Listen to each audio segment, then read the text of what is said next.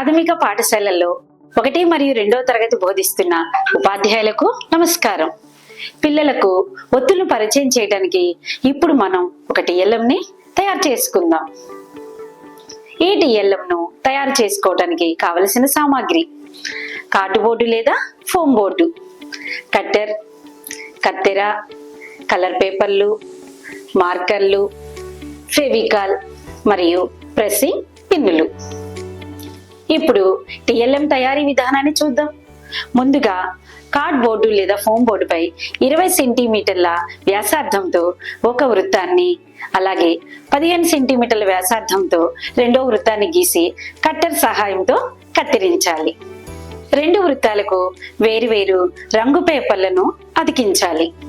ఒక వృత్తంపై 8 సమాన భాగాలుగా గీసి వాటిపై హల్లులను రాయాలి. రెండో వృత్తంపై కూడా 8 సమాన భాగాలుగా గీసి వాటి మీద హల్లుల యొక్క ఒత్తులను రాయాలి. 2 వృత్తాల కేంద్ర బిందువు దగ్గర ప్రెస్సింగ్ పిన్ను పెట్టాలి. హల్లులు, ఒత్తులు స్పష్టంగా కనబడేలా రాయాలి. పైన బిగించిన చట్రం అటు ఇటు కదలడానికి వీలుగా ఉండాలి. ఇప్పుడు ఈ టిఎల్ఎంను తరగతి గదిలో ఎలా ఉపయోగించుకోవాలో చూద్దాం. ఈ చట్రాన్ని పిల్లలకు చూపించి పెద్ద వృత్తంపై ఉన్న హల్లులను బిగ్గరగా చదివించాలి.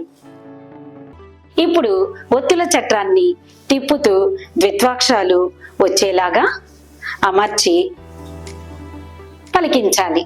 ఉదాహరణకు గా కింద గావొత్తు గా, జా కింద జావొత్తు జా అని పలికించాలి. తరగతిలోని పిల్లలను ఒక్కొక్కరిగా పిలిచి ఒక హల్లుని వారికి చెప్పి చట్రాన్ని తిప్పి ఆ హల్లు యొక్క ఒత్తు హల్లు కిందికి వచ్చేలా చేసి ఆ ద్విత్వాక్షరాన్ని బిగ్గరగా చదవమని చెప్పాలి. ఈ చట్రాన్ని ఉపయోగించి ద్విత్వాక్షరాలను పిల్లలకు పరిచయం చేయవచ్చు. ఈ విధంగా వీలైనన్ని సార్లు పిల్లలతో ద్విత్వాక్షరాలను పలికించాలి.